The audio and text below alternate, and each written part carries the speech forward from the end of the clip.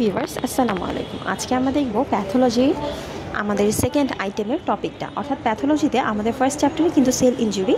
তো sell injury first হাফটা ছিল আমাদের অ্যাপোপ্টোসিস আর নেক্রোসিসের আগ পর্যন্ত, মানে ডিফারেন্সের আগ পর্যন্ত। এখন আমরা দেখব যে ইন্ট্রাসেলুলার অ্যাকুমুলেশন আইটেমটা। তো আমরা দেখব যে ইন্ট্রাসেলুলার অ্যাকুমুলেশনটা এটার আন্ডারে কী কী আছে অ্যান্ড এটার আইটেমের মধ্যে কোন কোন টপিক ইম্পর্টেন্ট, প্লাস এটা কীভাবে পড়তে হবে। আইটেমের টপিকটা খুবই ছোট, খুবই ইজি। আপনাদেরকে যদি বলি তাহলে এই আইটেমটা হচ্ছে আমার ছিল, যেদিন ছিল এই আইটেমটা আমার, ওই দিন হচ্ছে আমাদের মাইক্রোবায়োলজিও অনেকগুলো আইটেম ছিল, যেহেতু কার্ডের আগে হচ্ছে আমাদের আইটেমটা ক্লিয়ার করতে বলেছিলেন ম্যামরা। সো আমি যেটা করেছিলাম, আমি আগের দিন খালি মাইক্রোবায়োলজি পড়েছি, কিন্তু প্যাথোলজি পড়া আমি একেবারেই টাইম পাইনি, সত্যি কথা যেটা। আর প্যাথোলজি আমার কাছে একটু কঠিনও লাগতো।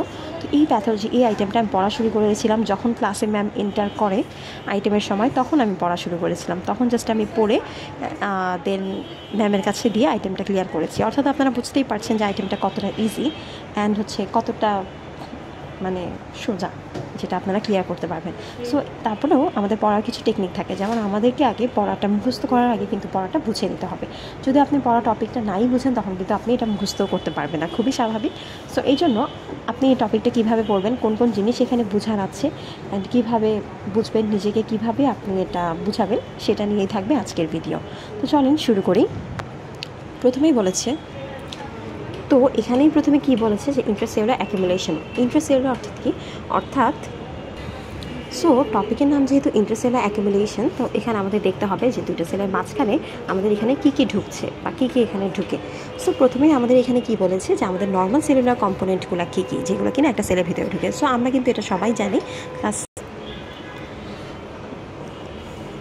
সো এখানে নর্মাল সেলুলার কম্পোনেন্টের মধ্যে কী কী আছে আমরা কিন্তু সবাই পড়ে এসেছিলাম ক্লাস 6-7 থাকতেই, কিন্তু আমাদের সায়েন্সে এই চ্যাপ্টারটা ছিল যে আমাদের টোটাল হচ্ছে ফুডের মধ্যে যে কী কী এলিমেন্টসগুলো আছে। তো ওখানে কিন্তু আমরা সবাই পড়েছি কার্বোহাইড্রেট, প্রোটিন, লিপিড, আর সাথে ছিল ওয়াটার, ভিটামিন অ্যান্ড হচ্ছে মিনারেলস। তো এখানে জাস্ট ভিটামিন মিনারেলটা বাদ যাবে, বাকি সবই কিন্তু আমাদের নর্মাল সেলুলার কম্পোনেন্টসে থাকবে। তাহলে কী কী থাকবে? কার্বোহাইড্রেট, লিপিড, প্রোটিন আর ওয়াটার। আচ্ছা, অ্যাবনর্মাল সাবস্টেন্স কী কী আছে? either exogenous such as minerals and endogenous। আচ্ছা, আমরা বলেছিলাম যে মিনারেল আর ভিটামিনসও কিন্তু আমাদের থাকে। তো অ্যাবনর্মাল সাবস্টেন্সের মধ্যে এখানে কি আসবে? এক্সোজেনাসে আসবে মিনারেলস, আর এন্ডোজেনাসের মধ্যে আসবে ইউরিয়া আর ক্রিয়েটিনিন। অর্থাৎ ইউরিয়া ক্রিয়েটিনিন কিন্তু আমরা বডিতে রাখতে চাই না, ঠিক আছে? এটা আমাদের বডির জন্য হার্মফুল, আমরা এটাকে বডি থেকে বের করে দিতে চাই। তো এগুলো হবে আমাদের অ্যাবনর্মাল সাবস্টেন্স। আর পিগমেন্টস কিছু থাকে, পিগমেন্টসের মধ্যে হবে আয়রন আর লিপোফিউসিন। আচ্ছা, এবার আমরা আসি নর্মাল সেলুলার কম্পোনেন্টসের মধ্যে কী কী অ্যাকুমুলেশন হয়। যেমন আমরা এখানে প্রথমেই দেখেছি যে লিপিড বলতে এখানে কী বোঝাচ্ছি? Abnormal accumulation of triglyceride. অর্থাৎ ট্রাইগ্লিসারাইডটা অ্যাবনর্মাল পরিমাণে যদি আমাদের ট্রাইগ্লিসারাইডটা সেলের মধ্যে বেড়ে যায়, তখন সেটাকে আমরা বলছি লিপিডের অ্যাকুমুলেশন। অর্থাৎ এখানে কী বলেছে? Cholesterol esters occurs within cell. আমাদের সেলের মধ্যে কিন্তু কোলেস্টেরল অ্যাস্টারটা থাকে। আচ্ছা, এরপর আরেকটা ইম্পর্টেন্ট জিনিস আমি আপনাকে বলবো, সেটা হচ্ছে এই ফ্যাটি লিভার। যখনই আপনাকে বলবে ফ্যাটি লিভারের মেকানিজমটা কি, তখন আপনাকে এটা পড়তে হবে। আর যখনই আপনাকে বলবে যে ফ্যাটি লিভারের ফলে কী কী হয় বা ফ্যাটি লিভারের ডিজিজ বা অ্যাটিওলজিটা কী, তখন আপনাকে এগুলো পড়তে হবে। এখানে অ্যাটিওলজি বলতে আপনাকে বোঝানো হচ্ছে ডিজিজগুলো, ঠিক আছে? যে ফ্যাটি লিভারের ফলে আপনার এখানে কী কী ডিজিজ হচ্ছে। অর্থাৎ এখানে অ্যালকোহল অ্যাবিউজ হচ্ছে, ওবেসিটি মানে ওয়েট বেড়ে যাওয়া, অ্যানক্সিয়া অর্থাৎ ল্যাক অফ অক্সিজেনের কারণে কিন্তু আমাদের অ্যানক্সিয়া হয়। আপনারা ফিজিওলজিতে সবাই পড়ে এসেছেন ফার্স্ট ইয়ারে।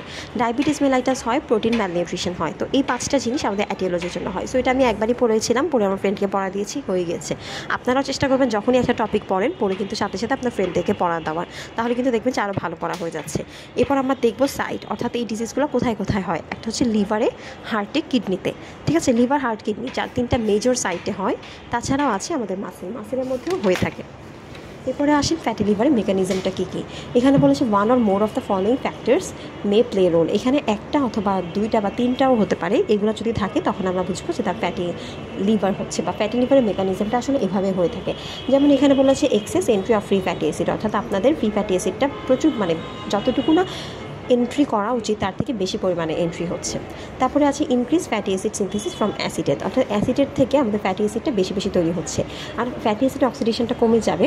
ইনক্রিজ অ্যাস্টারিফিকেশন অফ ফ্যাটি অ্যাসিড, অর্থাৎ ফ্যাটি অ্যাসিডের থেকে যে আমাদের ট্রাইগ্লিসারাইডটা তৈরি হচ্ছে, এটাকে আমরা বলছি অ্যাস্টারিফিকেশন। তো এই জিনিসটা না বেড়ে যাবে, কার জন্য বেড়ে যাবে? Due to alpha glycerophosphate. Alpha গ্লিসারোফসফেটের জন্য এই জিনিসটা বেড়ে যাচ্ছে। কোন জিনিসটা? ফ্যাটি অ্যাসিড থেকে ট্রাইগ্লিসারাইড ফর্ম হওয়াটা। আর পুরোটা প্রসেসকে আমরা বলতেছি অ্যাস্টারিফিকেশন। তারপরে আসেন ডিক্রিজ অ্যাপোপ্রোটিন ইন সিনথেসিস, মানে আমাদের অ্যাপোপ্রোটিনটা সেটা হচ্ছে সিনথেসিস মানে তৈরি হওয়াটা ডিক্রিজ হয়ে যাবে। এরপরে আসে impair lipoproteins creation from the liver থেকে যে আমাদের লিপোপ্রোটিনটা বের হইতো বা সেক্রেট হইতো সেটা আস্তে আস্তে বাধাগ্রস্ত হবে, হ্যাঁ, ইম্পেয়ার অর্থাৎ বাধাগ্রস্ত। এরপরে আসেন প্যাথোলজিক্যাল কন্ডিশন। প্যাথোলজিক্যাল কন্ডিশনের মধ্যে আসে দুই ধরনের কন্ডিশন, একটা হচ্ছে ডিস্ট্রফিক ক্যালসিফিকেশন, একটা হচ্ছে মেটাস্ট্যাটিক ক্যালসিফিকেশন। তো প্যাথোলজিক্যাল ক্যালসিফিকেশন নিয়ে আমরা পরবর্তীতে আরেক ভিডিওতে কথা বলবো। আজকে এই পর্যন্তই। সবাই ভালো থাকবেন, সুস্থ থাকবেন, আর কার কোন টপিকে ভিডিও লাগবে তা কিন্তু অবশ্যই আমাদের জানাবেন।